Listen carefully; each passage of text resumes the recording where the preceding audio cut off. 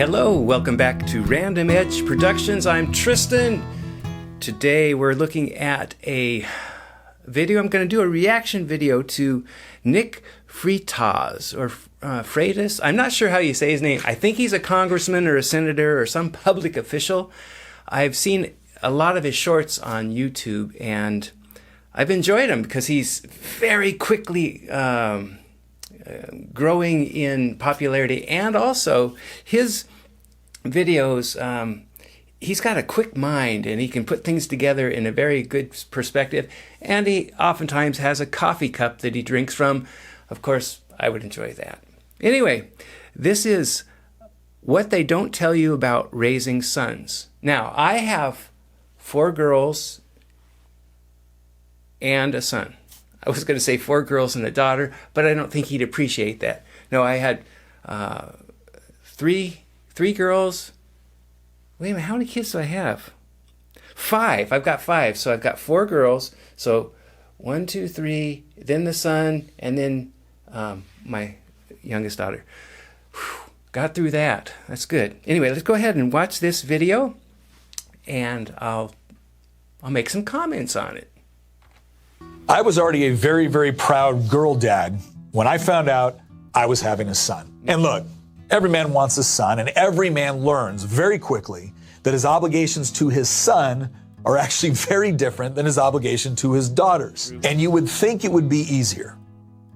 Yeah. But the secret that I don't think anybody actually tells a father is that in many cases, it's actually much harder. Because with a son comes the inevitable knowledge that what you're doing is training your replacement.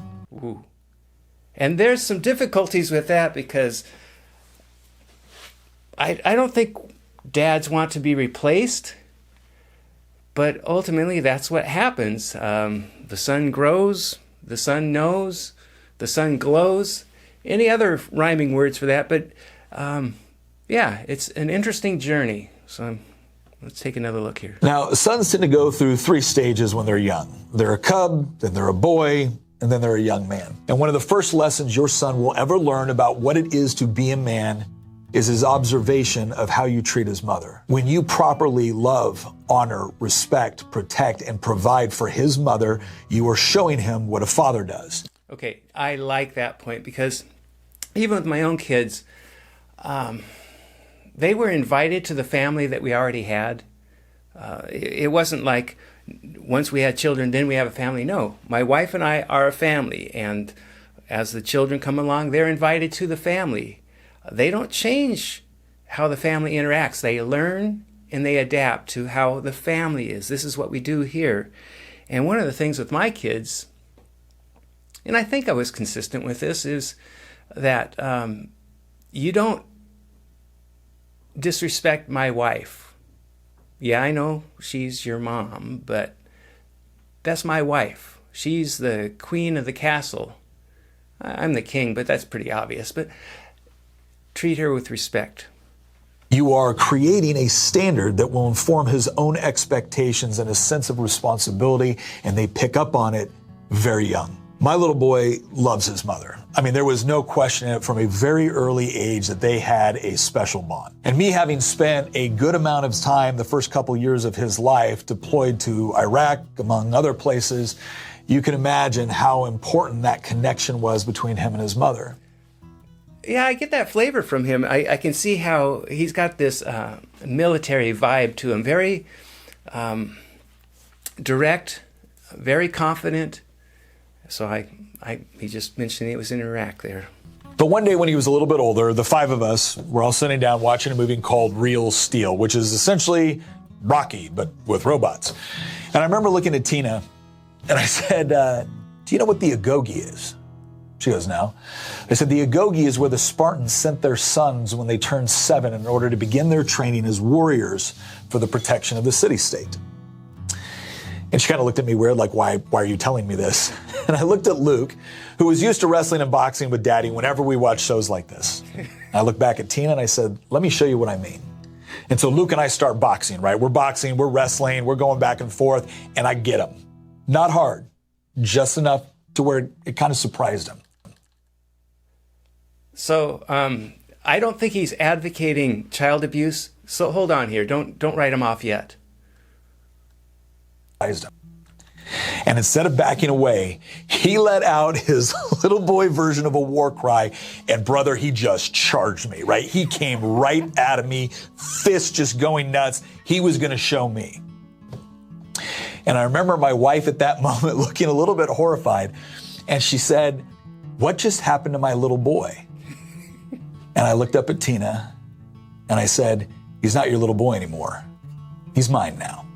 Now, before anyone gets mad at me, he still desperately loves his mother. However, this is the point where things did begin to change because they needed to. He was now entering an age and a world where his actions were going to expand beyond that of his mother, his father, and his two sisters. Work had to take place so that he could begin to understand what was expected of him. Yeah, that might be one of the downsides of the culture we live in nowadays is if you don't have expectations of what the standard is, there's no way anybody can rise to the standards. If you set the bar really low, all it becomes is a tripping hazard. I like that. I should write that down. If the bar is too low, it becomes a tripping hazard. So that's what Nick is doing. He's establishing that how a man interacts with the world is different than how a woman acts. And now I guess the cub is turning into the next phase. Because adolescence is confusing. Your son is caught in this stage between being a boy and being a man. And if they're not presented with challenges they have to overcome, regardless of discomfort, fear, or even pain, they're going to remain a boy. Now, if they're given the wrong kind of challenges, the kind which demean, confuse, or break them, they'll become the worst kind of man. So your job as a father during this time is to not only prepare them, but to actually orchestrate challenges that will, by design, challenge them physically, emotionally, intellectually, and spiritually. He has got this thing nailed. He's got it laid out in a much more orderly fashion than I ever did. Mine was survive, but also I think, and my son would have to verify if this is the way it is or not, but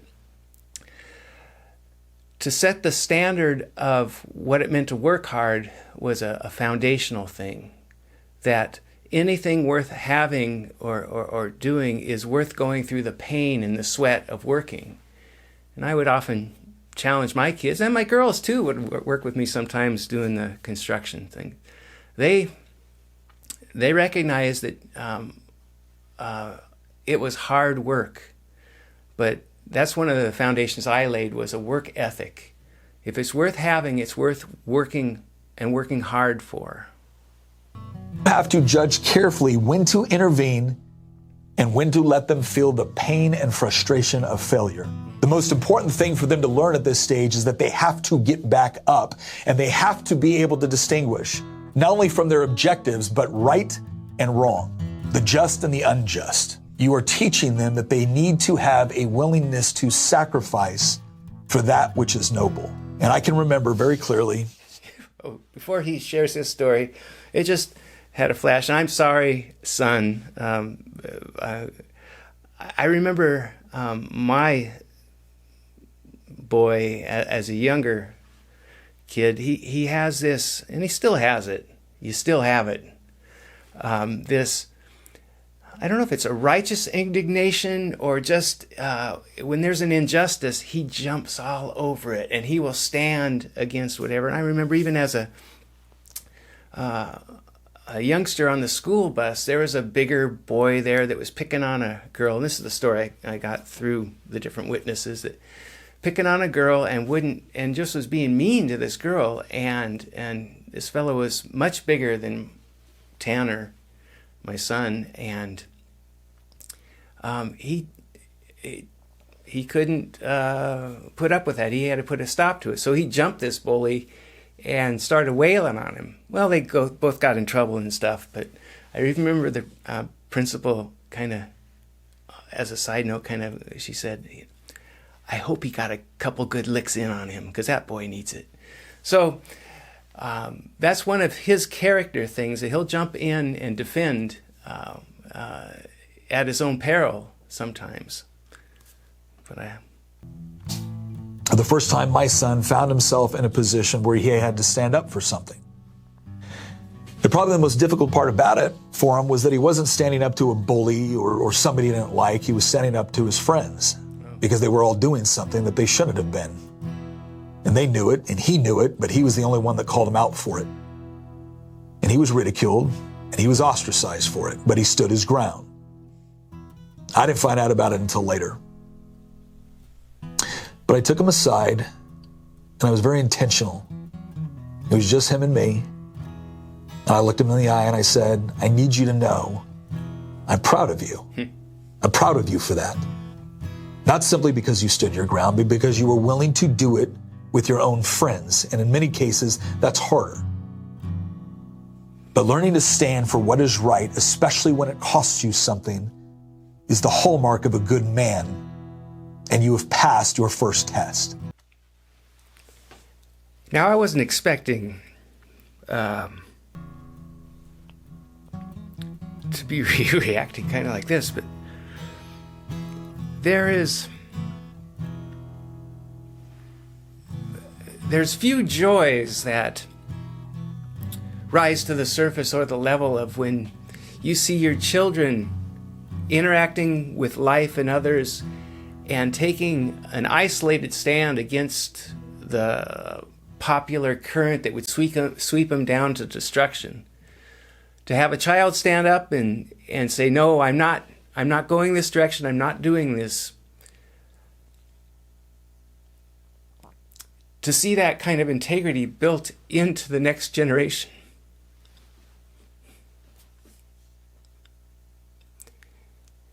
That's wonderful to see. And I've seen it not just in my son, but also in my other children too. Standing firm on a solid foundation. They have a relationship with our Lord and Savior, and it's a solid foundation. But you don't get a chance oftentimes when you're dealing with your kids to express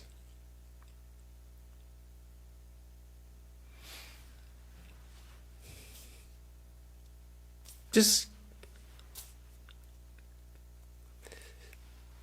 some of the depth of satisfaction or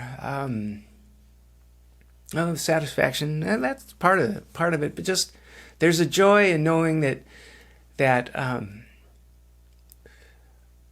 through all the different struggles, ups and downs, and mistakes made. Oh man, I make a lot of mistakes.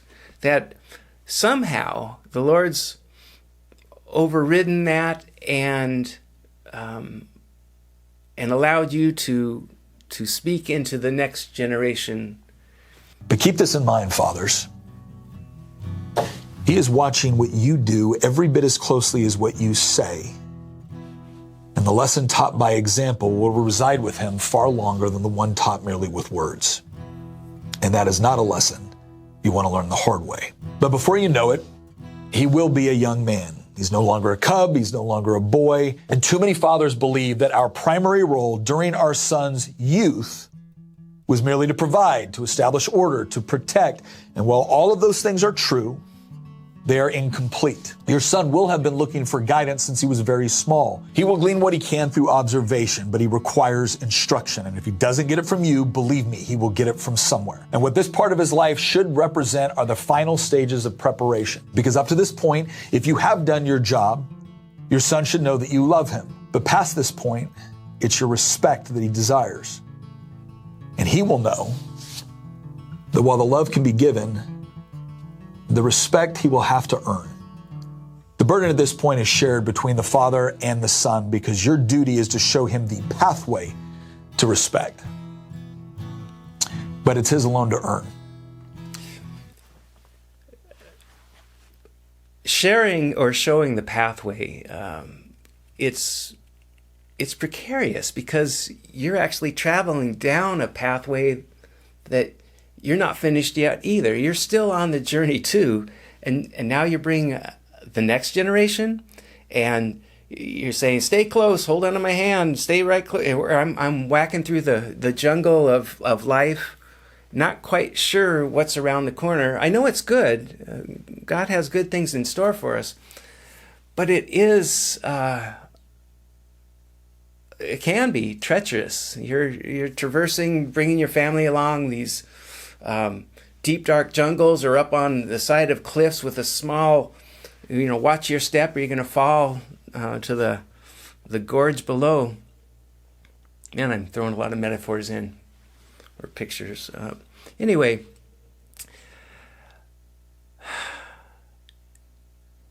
as long as we're breathing, we're still modeling in different phases of life. Now I'm getting older. Now I'm get to model it to the next generation. I mentioned my grandson. Well, I think we have 11 grandchildren now, and my wife and I still are called to speak into that generation. And there is no substitution for that process, because he is going to encounter a world the way it is, not the way you wish it would be for him. And if you have done your job correctly, then in that moment of testing, when it matters most, he won't let himself down, because he won't want to let you down. And that's perhaps the hardest part for a father. It's the knowledge that you're merely preparing him for the test. One that is, it's in the distance. It's beyond your sight. It's beyond your control. And it is most likely beyond your intervention. And that's the way it has to be. As his father, you know that one day the dragon is going to come, and it will be his responsibility to slay it. Because manhood is ultimately a threshold that he has to cross alone. Now, one of my earliest memories was sitting in the den with my grandfather, and him sharing a story of threatening to run away from home at 16 if my great-grandfather didn't sign the paperwork to allow him to join the Navy after Pearl Harbor. Oh, and for those who aren't familiar with that, not that I was there, but I'm familiar with it through history, that was a different season of life. Back during the World War II era, there was this strong, ingrained philosophy or sense of duty that men in this country had. I don't think it's that way as much anymore. It's still there, but it's not as common as it was then. Later along in life, I witnessed my father's retirement from the LAPD as a homicide detective. And it was the first time anyone could remember a family of victims coming forward to present him with a ring commemorating the lives of the mother and 2 children who had lost their lives at the hands of a murderer that my father had helped to capture and bring to justice. Now, I remember those stories respectively as a boy and as a young man. But I also remember something else. It was the change that took place when I returned from my first tour in combat, and I took my place alongside them with my own stories of dragons slain and scars honorably earned. And I think what that reinforced to me in that moment was that the raising of boys to become young men is not only a responsibility, but it's a legacy. For those of us who were blessed with fathers and grandfathers who showed us the way. Legacy. I've heard that someplace before. It's a legacy that you preserve. But for those who do not have that, it's a legacy that you begin. And there is something truly noble about the man who overcomes the absence of their own father to ensure that their son does not experience the same loss. Ultimately, it's a difficult task. And in many ways, it's becoming even more so. But when I get tired and when I get frustrated, I imagine a future moment, maybe in my den one day, where my time will come where I'm not the son, I'm not the father, but I'm the grandfather. And I will have the opportunity to sit alongside my son and my grandson. And I wonder what their stories of triumph and challenge might look like. And when I think about that, I then get up and get back to work in order to make sure that I've done my part to prepare them for that moment. A moment I very much want to experience one day. I was already a very, very... I do that every time. I forget to click this thing off. Wow. I hope that's encouraging to you, especially if you're one of the dads. Maybe you've got young kids and you've got the next generation of your family just chomping at your heels. Is that what they do? I hope you understand that it's a mysterious journey for each one of us that go through it. But if you trust that God can take care of you through it, He can lay a good foundation, and you can pass along all the attributes of being a good father. But not only that, but you can pass it along and give that eternal gift. Lead them to the Lord.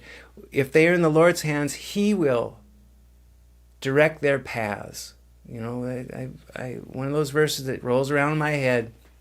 You know, trust in the Lord with all your heart and don't lean on your own understanding. Acknowledging Him in all your ways, and He'll make your path straight. And He'll do that for the next generation too. So I would just want, whoa, that was a bright bell. I like that, a little different flavor. That means if you like this, go ahead and subscribe. Leave a comment. If you have some stories about your memories of your father or your son or other children, please feel free to put them down there. I'd love to read them. Thanks for letting me share this. Thanks for tuning in, and we'll see you next time.